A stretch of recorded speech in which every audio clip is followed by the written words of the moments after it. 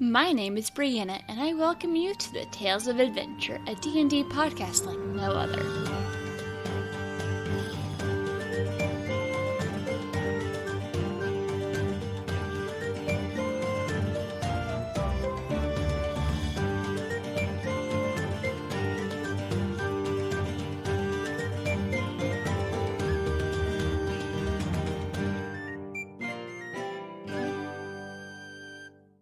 Thallon Teach was a Minotaur that I created when I first started playing D&D. I would say before the official Minotaur race was created, and it was still a playtest material race.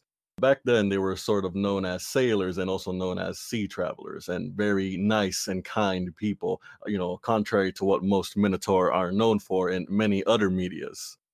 So I kind of just took the Minotaur muscle, made him fat, give him a little beer belly, made him jolly, and made him, just so ecstatic to be around, to, find people, have a good time. So that way I could just blend in with the party nice and good without causing too much conflict, aside from his chronic stupidity. As for stuff that I do, my name is Milkshots. I kind of been trying to do D&D animated stories. I have one on YouTube. It's under the name List. It was a kobold story.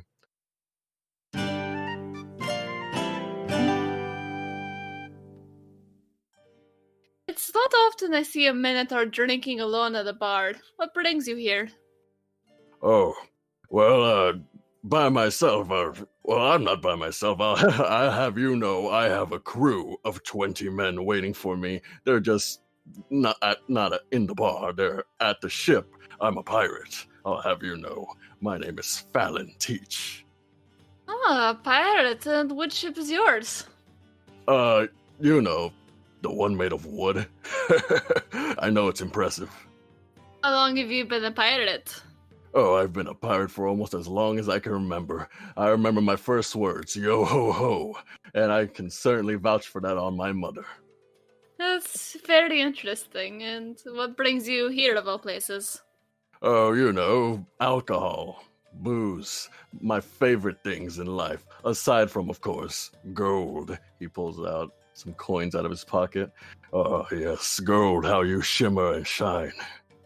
Quite the fascination you have there. I recommend not showing off too much. There's some people here who would take all your gold before you realized they were in the room. Oh, yeah, I would like to see them try. I'll have you know this mass isn't for show. Slaps his belly, kinda. I'll be able to take anyone down who challenges me. That is something I would love to see. Well, maybe we can go and find a fight joint later, and I can truly show you what a Minotaur is capable of. Flexes oddly. So, what are some of the places you've traveled? Oh, I've traveled to a little place called Barovia. I don't know if you've heard of it, but it's somewhat of a cursed land. I've been in there, and I survived the worst of the worst, let me tell you. A witch selling pastries is not something for you to trust. How did you end up in Barovia? Of all places. My ship got sank at the edge of the coast, and so I had to wander and see if I could find a shipwright to fix it. But sadly, to no luck, instead I wandered into mist. You know how that happens. You get your ship crashed and you end up in a whole other country. It's not normally how that goes, but then again, things with Barovia can be odd. Oh yes, very odd, very odd. Just as odd as that Patrick fellow I met down there. What all happened to you in Barovia, and how did you get out of there? Let me tell you, I went through all sorts of conquests. I traveled across the land to go collect some grapeyard and get these gemstones to help them recruit their farm. And of course, the day was saved thanks to me. And afterwards, the farm was set ablaze because of these wood creatures that rose up, and I just said, you know what's the best thing to fight wood? Fire. Fire, that's right, fire. It's also not good for crops. You see, hindsight is 20/20, and mine is not. But on the second part of Barovia, I would certainly say the most astounding part was when I just suddenly almost flew off the ground, hitting at, I don't know, 5 miles an hour, when I just, enraged, at the top of a hill, surrounded by gravestones, I flew up to a foe who sat upon the hill and swung at him with my axe, and take him down with one hard swing. And what was he? Uh, a human.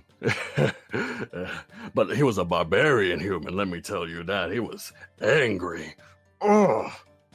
You just chopped him in half with one swing. Precisely. That just shows how strong these puppies are. Proceeds to kiss his biceps. Mwah. Mm-mm. Her eyebrows just still raised. Did you run into Strahd while you were there? You see, that's kind of the weird story part.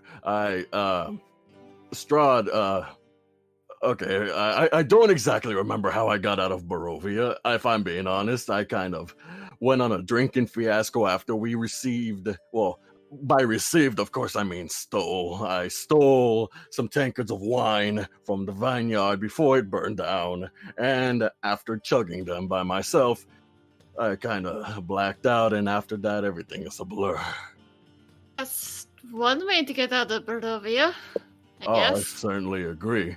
Although I probably lost track of that girl I was supposed to protect. What was her name?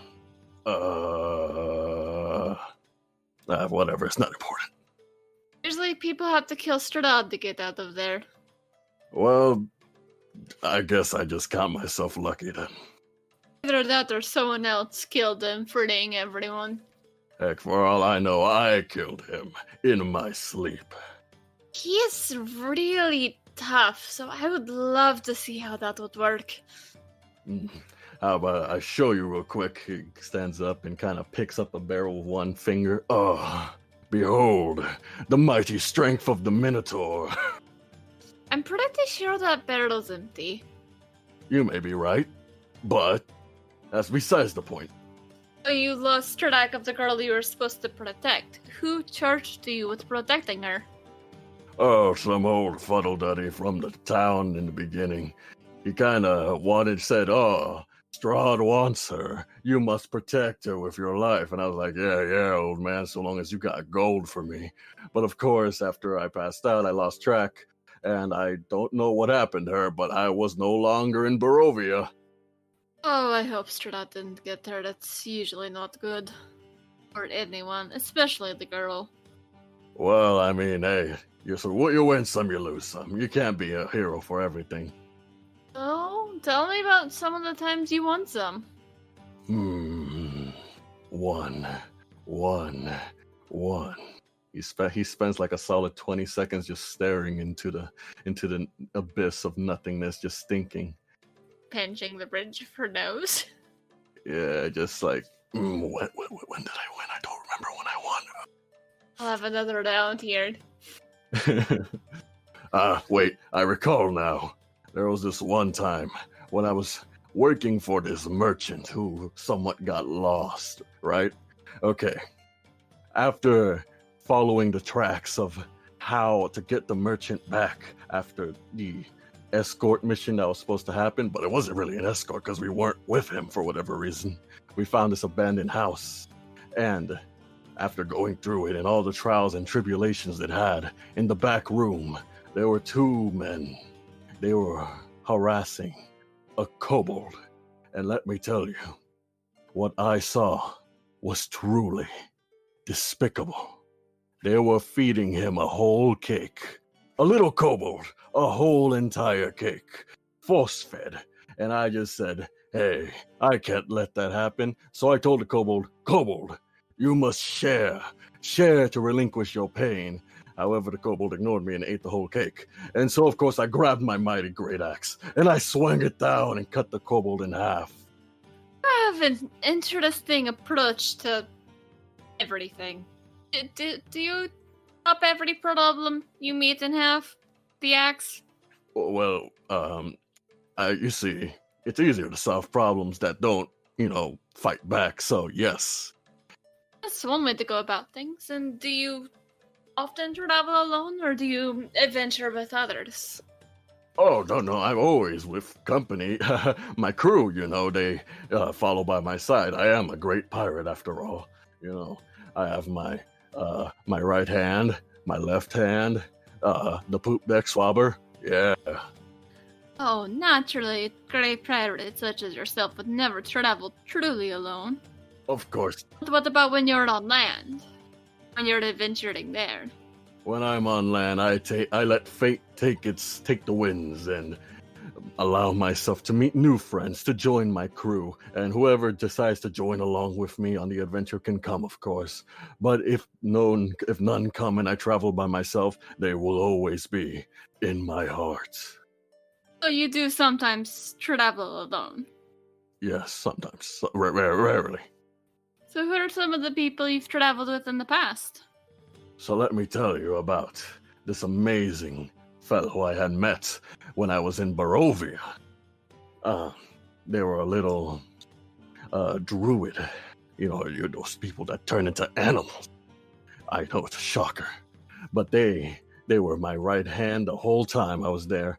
They yelled, "Thallon, you can do it. Thallon, I believe in you, Thallon. You're so great, Captain." And I was like, I know.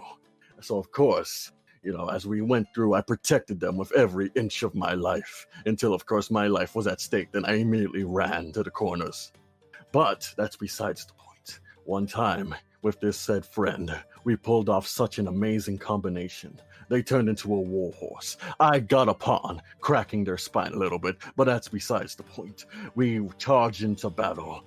Under my hefty weight, I leapt off of their back, also breaking their spine a little bit more, but immediately began battle from the sky as I fell down with my mighty axe. And so, we all took down the entire werewolf gang together. That is the power of teamwork. Took on the entire gang of werewolves. Were they attacking people? Yes, they were eating people. I've heard about the werewolves attacking these parts for a while, but then again, I don't always hear everything that happens. It'd be a real shocker. Sometimes things just go under the grapevine and just down to the roots. Not sure that's how that metaphor works, but I think I get what you mean. Oh yeah, I am the master of metaphors, don't you worry. Oh, where did you get your ship that you're currently sailing in? Oh, I got it from my clan, my tribe, back when I was with my family. You see, Minotaurs are very seaworthy people. We love setting sail and hoisting up our sails and traveling across the ocean. So of course I had my mammy and pappy. I earned every penny, every copper coin, every silver coin to pay for the wood made of that boat and hired the best of the best to build it. It's odd, because I've traveled with other Minotaurs, and usually their ships have a unique design to them. I didn't notice anything like that out in the docks. Well, you see, I have an enchantment. Yes, an enchantment on it. You see, by the activation of a simple word, I can bring it to vision. It is simply an invisible enchantment, amazing for when you're trying to get by enemy grounds in the ocean. Well, no such enchantments exist. It's interesting watching you come up with more and more stories to explain things. I'm just full of stories, let me tell you. From the tip of my horn to the bottom of my hooves, I have tales to tell all day long. I have no doubt. My main question is which ones of them are actually true? Oh, you question Thallon? I'll have you know, Thallon doesn't lie. I am a Minotaur, and Minotaurs stay true to their words. I'm sure you will at some point, but I also know there's no invisible ship at the docks. So anyway, how are you doing? I'm rather entertained. Usually I'm offended when people lie to me, but no, I find it entertaining. Thank you. Not a lie. But anyways, this ale is amazing. You really should try it. So do you ever plan to get a ship of your own?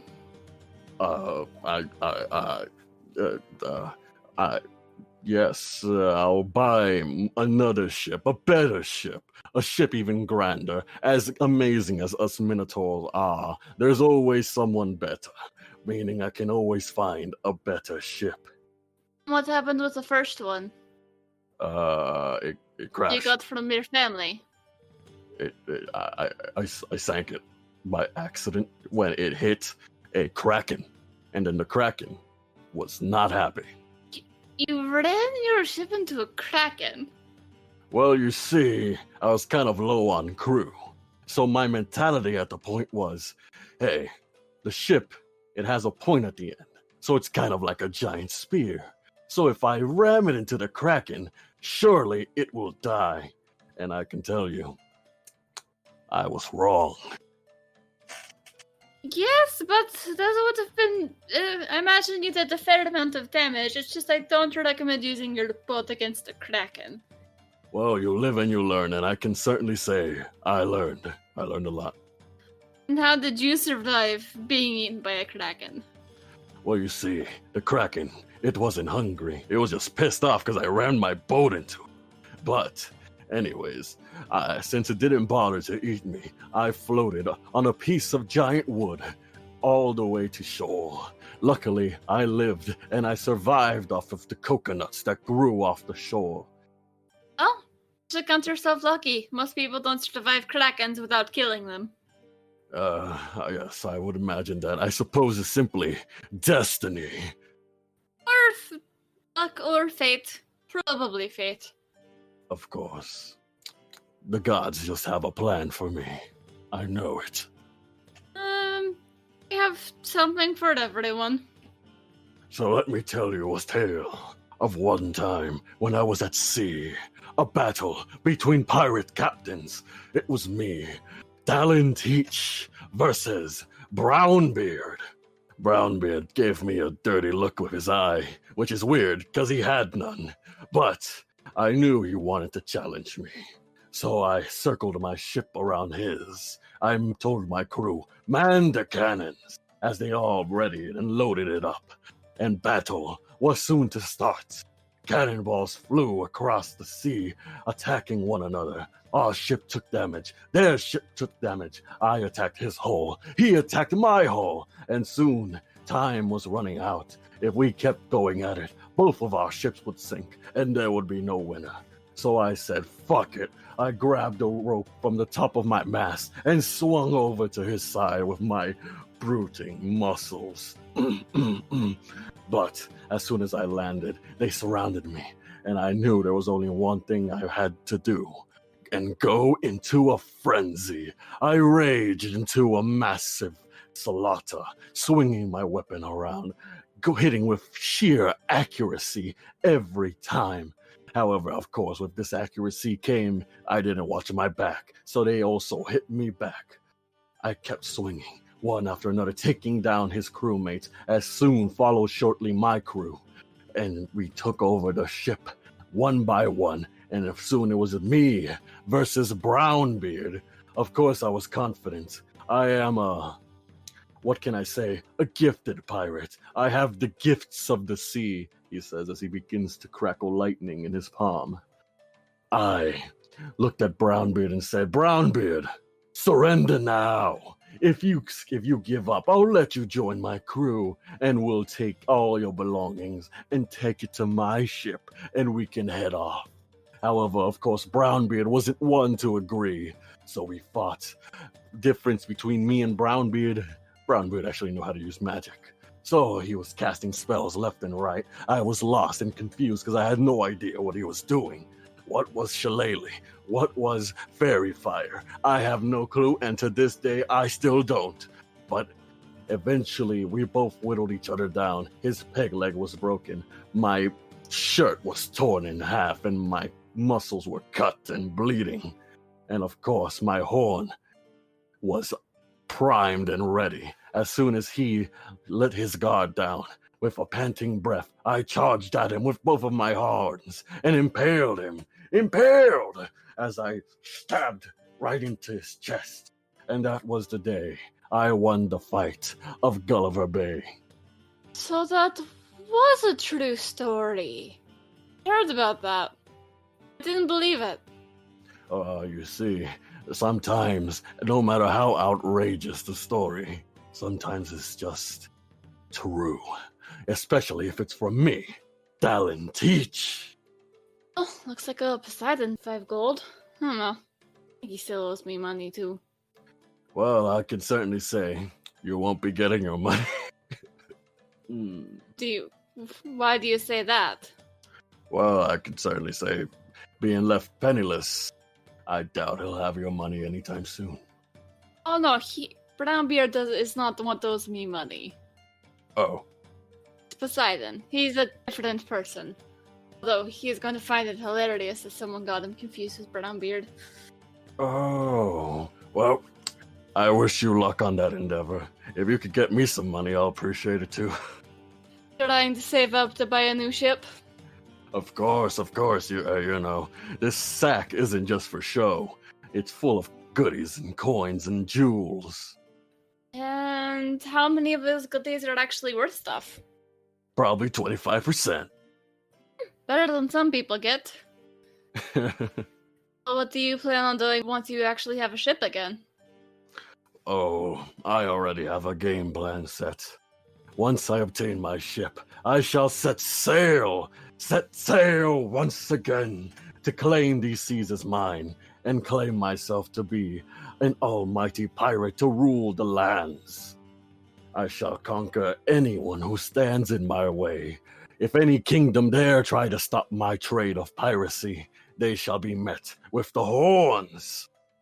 You have quite the large dreams. It's also interesting to see how a pirate who rules the seas would rule the lands as well. Well, you know, the sea is a very vital thing to people on land. It's a very important trading route. So if I control the sea, I control their trading route, so I control their luxuries, and I control their coin. That just makes a lot of sense, actually. I know. I thought about it for a long time. Just be glad this world doesn't have airships. Oh, Jesus. Well, I guess I'll just have to rule the air and the sea if it did. That I would love to see. And do you still have a crew, or have they all left? Of Since course. you bend your ship into a kraken.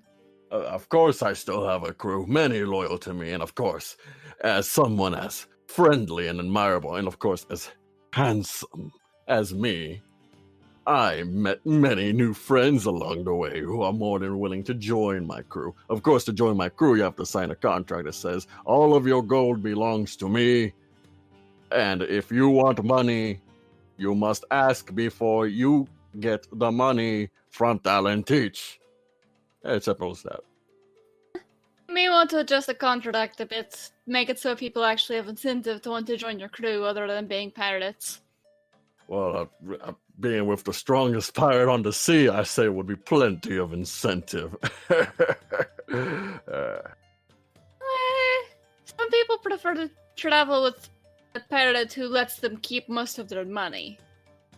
You see, I'm just keeping it as a safeguard, you see? if they want money, they can have some money.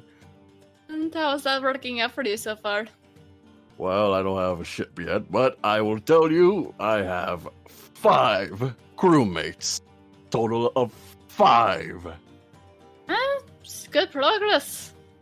Thank you. Our ships aren't big enough to need more than 5, so you could totally make that work. Yes, definitely. Although I aim for big. The bigger the ship, the better. As I said before, I wish you luck with that. It'll be interesting to see what you do whenever you do get your ship. Oh, I'm sure when I get my ship, you'll hear of what I do. Thallon Teach knows no limits. He cannot be restrained. gets up and grabs a stool. He shall know what it is to rule the seas and conquer all money, ale, women, money. He proceeds to break the stool on the table. That's one way to get kicked out of a bar. Don't worry, they let me do it all the time. Bet the local carpenters love you then. This keeps most of them in business if you're breaking stools that often. Oh, definitely. I keep the money circulating. It's true. She just slides through the gold that she stole from his pocket when he wasn't looking across to the barkeep to pay for the stool. God damn it, where's my D20? Okay. She's really sneaky. Okay. My gold. Well, I'm sure as long as you don't get too power hungry, we shouldn't have any issues. Oh, no, I would never be power hungry because I'll be fed all the time. She just holds up her hand and it casually catches fire. She's like, I recommend not trying to take over any worlds while I'm gone. Oh. You can count on it. Okay. Yeah. Yes. Yeah. I find it's better to get your fame and fortune by being a hero and saving people than trying to strike fear into everyone's heart. I'm not striking fear. I'm simply making rules. That's it. Yeah. Yep. Also, I help people. I help people plenty. Of course, when there's a fat reward in it, but I help. Like this one time, I helped an old lady retrieve a lost and old mushroom from a cave. But to say the least, I ate the mushroom and I got stupid high.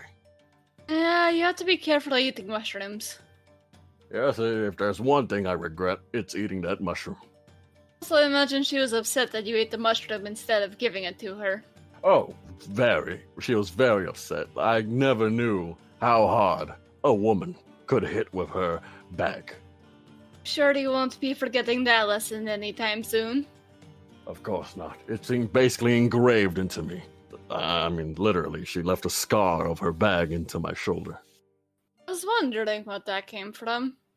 I mean, it came from a ferocious battle with a mammoth. Pretty sure those don't exist anymore, but you do tell some very entertaining stories. Are you sure you're not the bard?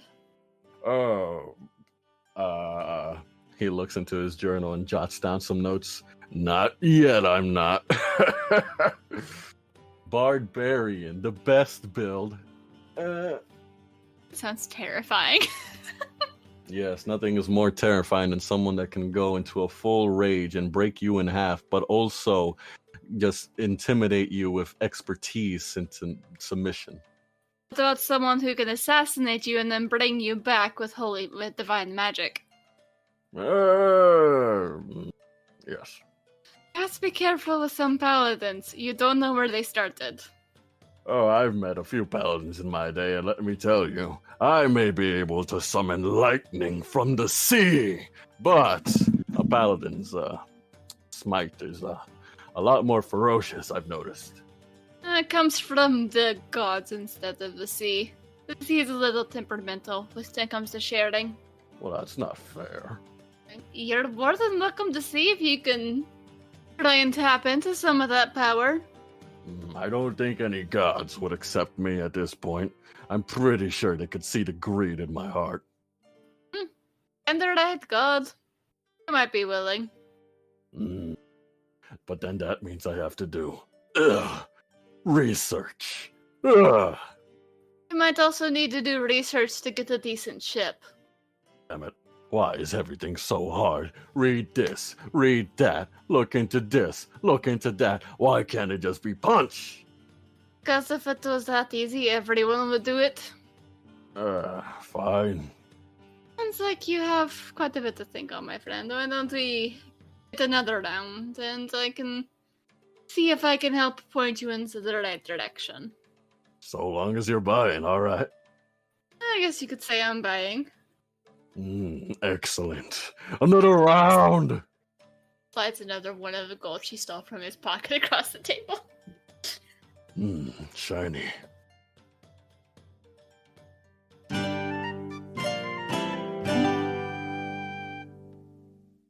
Tales of Adventure is directed and produced by me, Brianna Toiber, as part of Pseudonym Social, a creative podcast network. The music is by Patrick Chester of Chester Studios. To see more of his work, visit his website at chesterstudios.net. Find out more about Pseudonym Social by visiting our website at pseudonymsocial.wordpress.com. If you like what I'm doing and would like to support this podcast, please go to patreon.com/pseudonymsocial and choose one of the tiers connected to Tales of Adventure. You can also leave a review on iTunes to make our show easier to find for those who need it.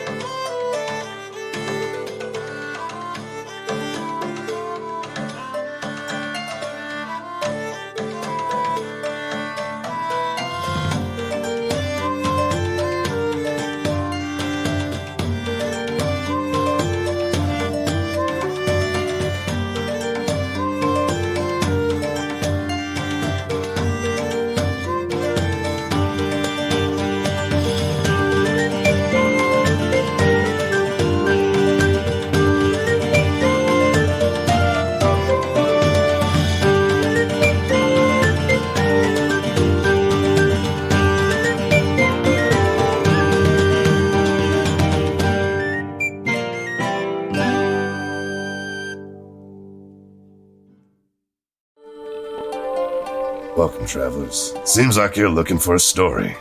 Well, I got one for you. It involves adventure, friendship, and all sorts of... Earl, why don't you tell him about that time I stole that big-ass melon?